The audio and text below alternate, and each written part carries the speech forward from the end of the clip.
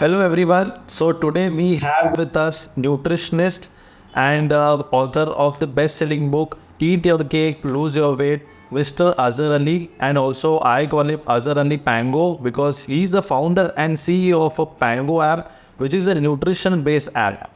So he'll be giving us insight about how to go about weight loss and how to manage your dietary intakes, and this conversation is all going to go around with the spine health. We are going to keep this conversation around spine health so that we know more about spine health and how to improve our spine health by a correct nutrition and a correct diet chart. Thank you so much, Doc. And first of all, once again, the content that you're putting out on spine health is amazing. I think more and more doctors should try and stand out and start putting out content that the way you're doing. That's why I've shared a lot of your content on spine health because it's a very neglected area, I feel. People resort to spine health only जब कुछ हो जाता है, they don't really try and put in the efforts. So my pleasure and looking forward to this conversation where we can help people keep their spine healthy.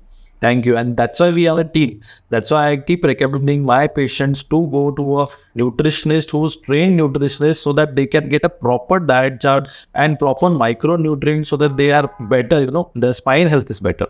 Correct. So today we are going to start this conversation with the diet fads which are there. Like there are so many diets available: GM diet, keto diet, fasting window, gymming, not eating, having gluten-free diet. All these diets, people keep telling me, my patients keep giving me new diets, and they tell me which one is best for spine. So I keep telling them, obviously there's no one specific, but we want to know from you as a nutritionist, what do you feel, which diet should they follow, or what kind of protocol should they have, or which is the good diet to follow? So that's a good way to look at it, that what is a good diet to follow. But somehow, people always want to know the best diet, right? And as you said, few will say that the keto is best, few will say paleo is bad, whatever it is, हर कोई कुछ ना कुछ बताएगा that this is the best. And this is something which I've covered in my book as well, wherein even I have given my perspective on what is the best diet, okay? And where I try and tell people that there are 5 criteria, okay? And I've mentioned it as SAGES, SAGES. And as long as these 5 criteria are fulfilled, then diet is the best diet, okay?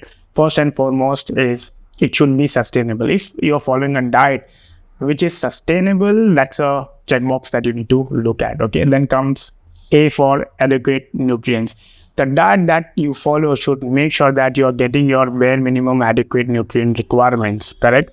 Then third, G stands for goal oriented. So if you're trying to lose weight, that becomes your goal. Your diet has to be aligned with that. If you're looking to keep your spine healthy, you have to make sure that your diet is aligned to that. So it should be goal oriented. Your diet has to take you closer to the goals, correct? Then comes E. E for, I say, enjoyable.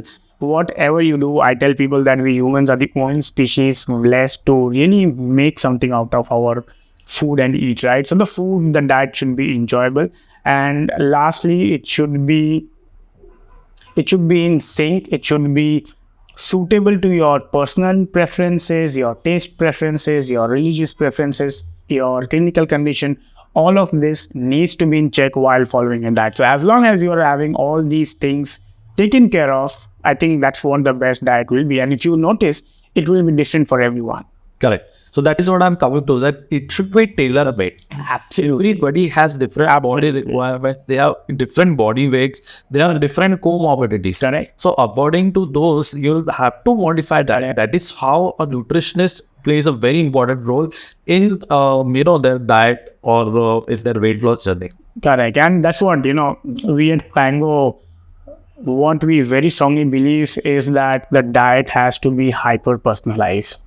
Correct. And we try and make sure that we go as deep as possible to make sure that the diet is as hyper-personalized as possible, because that's the only way to make them really sustain that diet for a lot of good duration.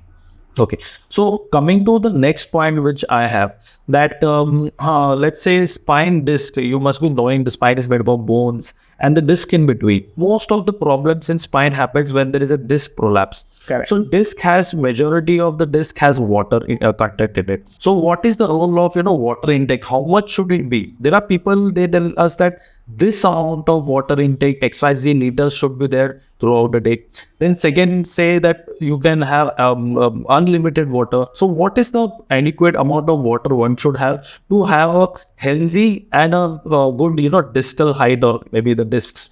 Now there are various, or rather, so to say, two thoughts when it comes to the water intake. One is that there are a set of people who say that the body automatically gives you signals and you are supposed to drink only when you are thirsty, right?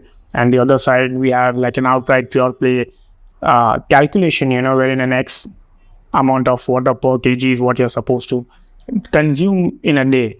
And both of that, I feel, is not a very practical advice for a general population. And so what I suggest is that make sure that you don't wait till the time you are thirsty, because the idea is that if you're thirsty, you're already dehydrated to a certain percent, right? So I definitely tell people not to wait till the time you're thirsty. And a very easy way to knowing whether or not you are in the right zone is to check your urine. It should not be on a darker side, and it should not be like absolutely on the white side, correct? Because if you are over consuming water, that also could lead to depletion of electrolytes. So try and make sure that the light yellow is what your urine is. That's a very simple and easy way for a general population to know whether they are drinking sufficient water. Great. So, since you talk about electrolytes, so we come to micronutrients. So there is now everybody wants to know what amount of calcium. So I keep telling them we have different theories, and we prescribe calcium D3, B12 according to their requirement. And we do their blood tests is that we recommend people having calcium D3, B12 every year for a certain period of time. So I want to know, as a nutritionist, for you, when you prepare a person diet chart, what do you feel about these micronutrients? How are they placed there? Do you suggest any supplements, or do you cover them in your dietary intake only? So it's a mix. It depends on that what are the blood markers, and if we see that they are supremely depleted, especially when it comes to vitamin D, it's very normal to see people in below sufficiency levels, correct? And that's not a zone where one should be in. So if that is the case, we try and get in touch with the doctor and tell them that, see if we can help the patient with a supplementation, so that at least we bring them to the sufficient levels, and then try and see that the supplement dosage is reduced. And by and large, how we tell the patients to try and soak more sunlight, correct? That's one of the ways, because it's not just about consuming calcium, but making sure that there are sufficient levels of vitamin D in your body so that the calcium is absorbed well. Yes. So that is what I would also recommend.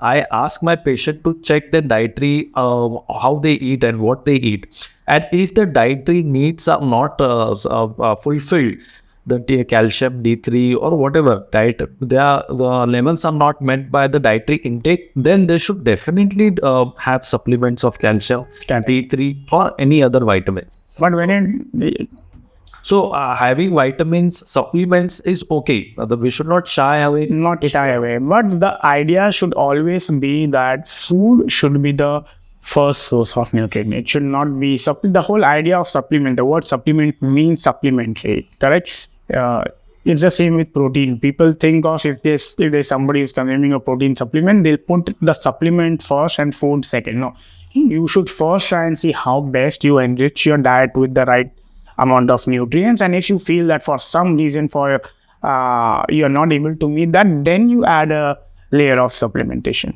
not the other way around.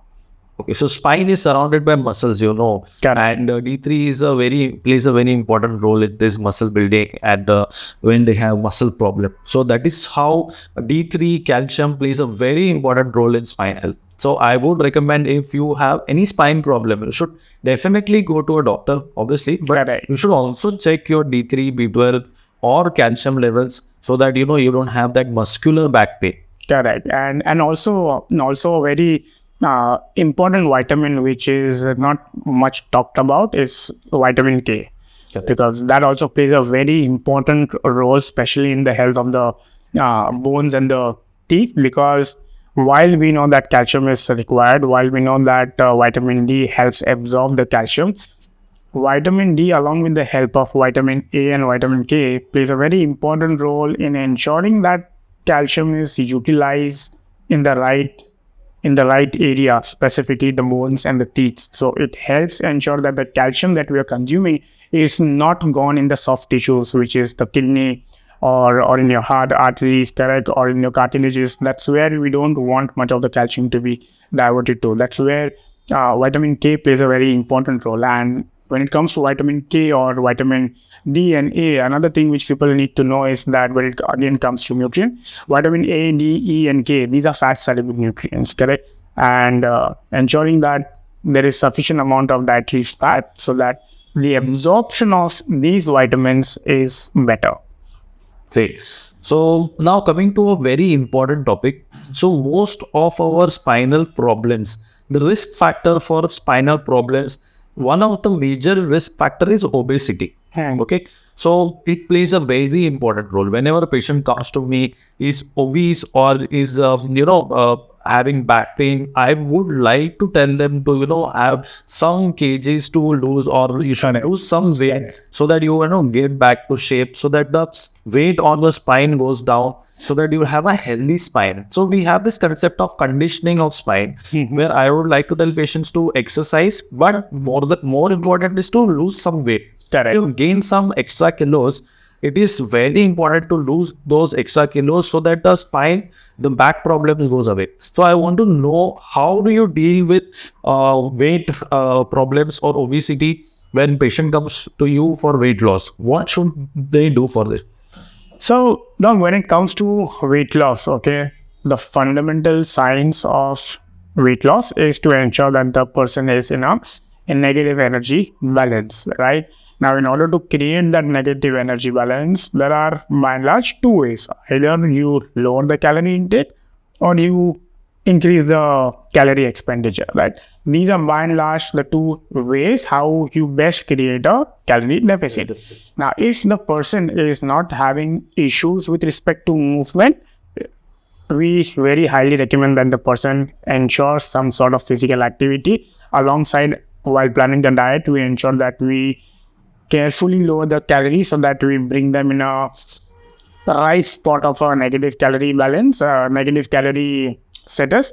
And while ensuring that we are lowering the calories, it's important at our end to ensure that the nutrients are not compromised on. Because that's where people make mistake, that when they try to create a calorie balance, negative calorie deficit by their own, they just blindly start reducing food. Creating a calorie deficit, it's very important that while doing so, you should ensure that your nutrient profile is not affected. Correct. So that is very important.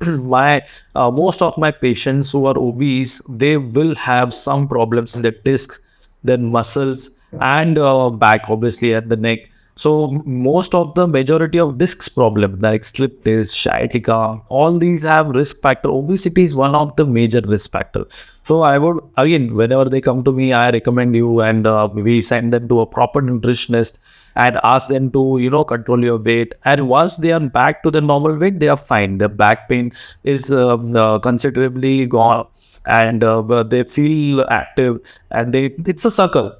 Once they start their activities, physical activity, once they start gymming, and once they start doing the physiotherapy, they like it, and it's a circle. And it's interesting, Doc. This is something which I also wanted to ask you, is that whenever people have any issues with their spine, okay, they feel that if they go to a spine surgeon, the spine surgeon is only going to ask them to lie down on the bed and get operated. And I am first-hand witness that there are so many cases that you've shared wherein before even doing that, you've mentioned that you get rid of the excess weight and you will be sorted, right? And what's your take on that? How often do you see that just by shedding few extra pounds, you see that the patient has gotten rid of the problems that they came you to? So exactly, that is what we try to explain people at our reels, our screenings, wherever you see, we keep sending this message that being a spine surgeon, we have, let's say if we have 100 patients, only 2% of them will require surgery. That too, only 1% people will operate. Rest 98% people will give them a holistic approach. So whenever we meet them, we take a proper history. We try to understand why they have this problem first of all. Second, to correct that problem, we have 2 or 3 options. That is, one is exercises, which is physiotherapy. Physiotherapy plays a very important role. What kind of physiotherapy? What is the level of commitment you have? And what is the problem you have? We do certain investigation, and then we give them a proper physiotherapy protocol, which is followed in our clinic by our own spine trained physiotherapist. So this is the route which we follow for a patient who comes to us with back problem. First is we ask them if first we know what is the problem, why it has happened. Second, we investigate. If we require, we do a X-ray, MRI, or blood test, whatever. We try to investigate. Third is we give them a physiotherapy protocol. We also supplement with the medicines or other vitamins or other supplement. That is medication. So medication also forms an important part. Fourth is also we give them some lifestyle tips. So if they have some lifestyle problems, if we see that their posture is bad, if their lifestyle is bad, we give them some tips to improve them. So this is our basic. This is what we do with all our patients. If a patient is not better with this, then we go to our next step, which is called as that we try to improve the quality of life. If it is an advanced condition, let's say slip disc, sciatica, if they have some fractures, if there is any advanced condition, then only we try and intervene or do some procedure. Until and unless basic, if a patient comes to us, they fall into this 98% category. So we try to treat them conservatively with a holistic approach. Nice. Also now, because we've discussed so many things about weight loss and everything, you've told about calorie deficit. Calorie deficit obviously very important. But second thing I want to know is exercises. You told us that exercise is a very important role. Now I'd like to tell you that I keep telling my patient that you do physical activity. Physiotherapy is different. Physiotherapy is exercises of a specific group of muscles. But a physical activity means exercises, going to the gym. कोई लोग मेरे पास आते हैं, I don't go to gym, मैं क्यों अपना physiotherapy कर रहा हूँ, या मैं तो रेगुलर जिम जाता हूँ तो भी बैक पेन हो रहा है. So I want to know these exercises, ये muscle building में, it's only for muscle building. We say you keep going to the gym, you keep spreading this awareness about going to the gym, but is it only for muscle building, or is it something called conditioning which we keep telling people? So again, I think I would like to again throw the question back to you is, how do we differentiate conditioning and muscle building? Is it that the idea of muscle building is only to go with the mindset कि मुझे बड़े muscles चाहिए, बड़े biceps चाहिए? Is that what we tag as muscle building? Or because it's very simple, if you are training your muscles with load, and if you are progressively challenging your muscles with more load, you are building more muscle tissues, correct? And you're making those muscles stronger. And we know that stronger muscles ensures that there is lesser load on your joints and your spine, correct? So whether we tag it as muscle building or whether we tag it as conditioning, the idea is to keep your muscles healthy. And for either which ways, you have to ensure that what happens, what a regular gym goer might not understand is that there are so many muscles, especially when it comes to the spine, right? The way a physio might be able to guide you with respect to conditioning or strengthening certain set of muscles is something which a normal person going to the gym might not understand. So I think there has to be a good balance of understanding, and a general population will not understand. So it's always best to, in addition to whatever you're doing in the gym, if you have somebody who can really guide you with a few set of exercises to really help you keep your spine healthier and to really strengthen the muscles around your spine, I think that should be the way. So both are important. Absolutely. Going to the like physical activity, any physical activity. It's not like going to gym, yoga, pilates, running, dancing. We can do any form of physical activity. Second is physiotherapy. Physiotherapy is normal exercises of your particular muscles, and also exercises when you have certain condition. Like if you have a slip disc, they will give you exercise which would, not aggravate that problem. So that is also very important. Right. And also, doc, since you mentioned about going to the gym, this is one thing which I tell to everyone, and even a trainer on the gym floor. I ask them that what is the first and foremost responsibility of yours when a client walks in. And the number one responsibility of that person, that trainer, is to ensure that the client trains in a certain way so that he does not injure himself or herself. Correct? And it's very normal to see people on the gym floor doing various stuff, which I at times wonder, "Chabo, kya kar raha hai?" Yeah. So, and I've seen people really damaging their spine, their joints, especially the high impact stuff, right? And I think that needs to be very carefully done. Very important. नहीं तो फिर gym जाने वाले लोगों को तो spine doctor की जरूरत है पढ़ने से नहीं करनी चाहिए. So I tell people who want to join gym when they have back pain, I tell them to go slow. First of all, do smaller sets with lesser kgs of weight, and then gradually increase. Correct. That is what I tell them. People, there is a lot of misconception. Deadlifts, ये वो करना चाहिए कि नहीं करना चाहिए. Spine आप बोल रहे करना चाहिए, एक डॉक्टर तो बोल रहे बेड रेस्ट करो. So I keep motivating them to go do it, but do it in the limits. Have smaller sets, have proper weights, go very slow, and then gradually increase, and you will know how much your body is able to take. That is how you do it. So this is all exercises, and how it plays a very important part in conditioning your spine. If you don't have spine condition, also you have to do it. So coming to that is lifestyle. So we see post-COVID or before COVID also, people have desk job. They work from home. They sit for more than 10 hours a day. They don't have spine condition, but they sit there for 10 hours.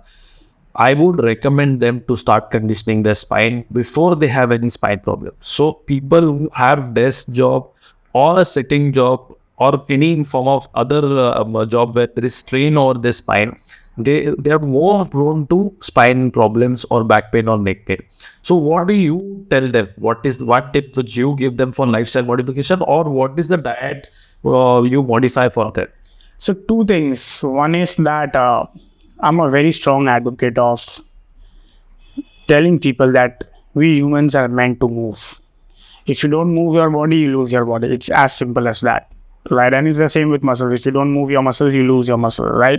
And we humans, these chairs and etc., these are one of the worst inventions, I would say, right? We humans are not meant to sit the whole day even if you were meant to sit on the floor, just the movement of sitting on the floor and getting up itself is quite a bit of movement, right? So making sure that you're not sitting for a long time, making sure that you're taking steps whenever you're at desk.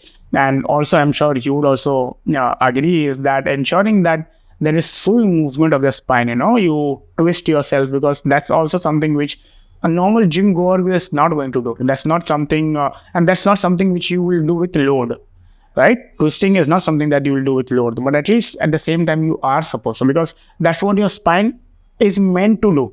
So whatever it's like a car, right? Whatever your car is meant to do, you have to make sure that you're making it do, so that it stays in the best shape.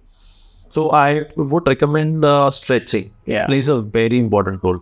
If you have a desk job, I make sure I tell my patient that every half an hour you just get up and stretch. It can be any form of stretching, desk stretching, or you go for a walk, have a glass of water, come back. But every half an hour or 45 minutes, you do it. Stretching is very important, I would say. And also, I don't recommend people ergonomic chairs or ergonomic all these are, I think, marketing. And when to the next question that you asked, that what dietary interventions that we take. So spine health, okay, by and large, the spine health or the entire spectrum of bone health and joint health, there are a lot of nutrients which are neglected, okay. And while majority of the people understand that vitamin D and calcium are important, a lot of people neglect proteins, okay. Protein plays a very important role in the whole bone mineral density, right? And to ensure that you're eating sufficient amount of protein is something which we very strongly look into every patient that comes to us, especially our after the post-operative. And when it comes to proteins, okay, there is several studies showing that those who are not consuming sufficient amount of proteins are more prone to osteoporosis and fractures, right? So in order to like really keep yourself away from all of that, proteins is something which one should really look into that. And as I mentioned earlier, along with proteins, sufficient levels of vitamin K as well. Very correct, very correct. So this point I was missing on. Proteins play a very important role in muscle building. Yeah. So whenever we have patients, so we have this medical grade proteins also available. Correct. And for sugar-free proteins also. So I would tell you that osteoporosis is not only a problem of bones. Correct. इससे bone कमजोर नहीं होता है. Correct. Muscles also they become weak. Correct. So aging is not only aging is like बाल सफेद होना is not aging. Correct. Aging is of a whole body. Correct. So your protein intake should be correct. So whenever I send patients to you, whenever I see them that they have proper protein, or if they're not having protein in their diet, they take additional protein supplements. Correct. That I keep saying. Also, I want to ask you about when you give a diet to a patient and they ask you, sir, if I can have alcohol or I can smoke. So they come to me. One of the major risk problem for spine health or disc or back pain is smoking. So we have also covered this in one of our lectures and series where we have told them that it is very bad if you are a smoker. You will have a back problem and you will have this disc problem at multiple levels at intervals of your life. So how do you tell them? You cannot stop. We cannot. So the only approach that we take is that when it comes to alcohol, we try and see that how we help them reduce the consumption of alcohol. मतलब there is nobody जिसको बोल दो कल से बंद कर दे और वो कल से बंद कर देगा. Correct? It has to be gradually weaned off.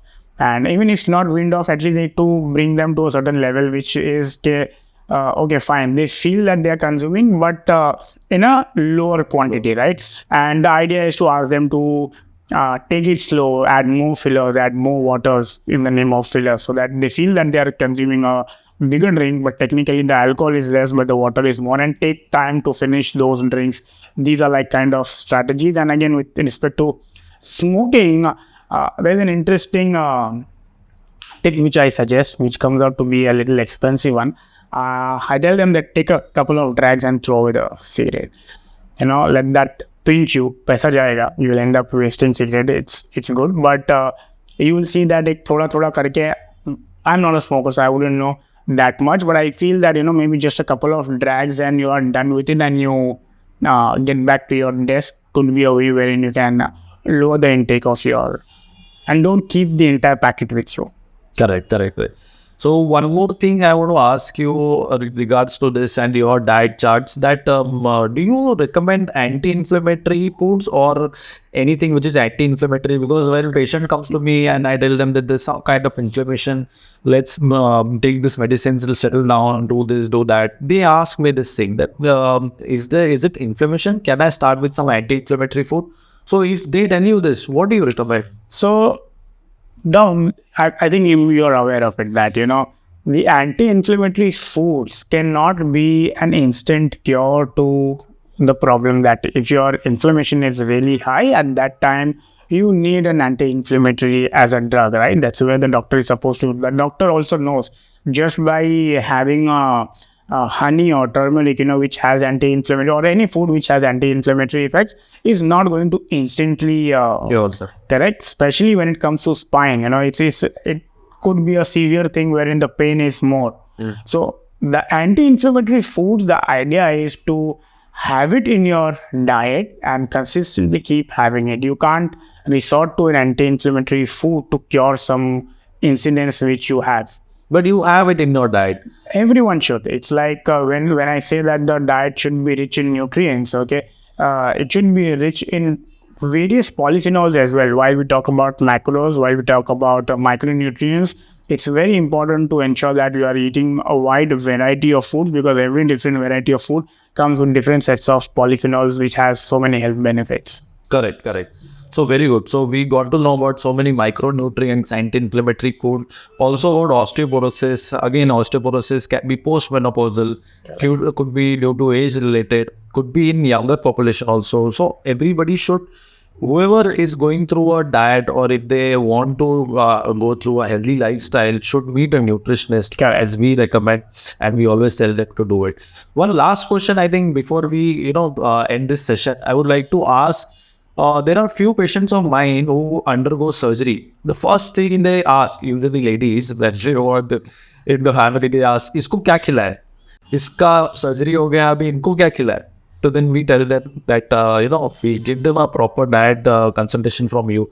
So what do you recommend in that? Again, based on whether the person is a vegetarian, non-vegetarian, we ensure that how best we give them sufficient amount of proteins, because proteins, plays a very important role in overall recovery.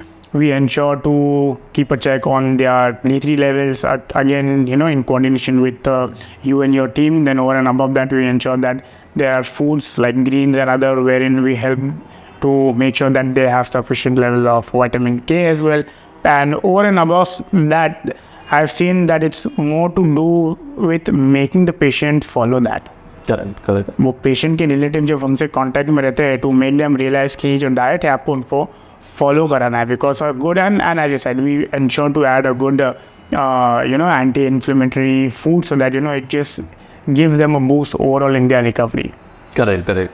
Thank you so much. We got to know so many things about spine health and related to nutrition. There are so many people who come to me and they have so many nutritional related problems or the diet related questions. I'm sure I direct them to you, but those who don't come to you also will be, benefited by this, question and answer session which we had. Thank you so much. My pleasure, Doc. Absolutely pleasure, and definitely we should have many more conversations like this. And we'll keep seeing you again. Thank you so much.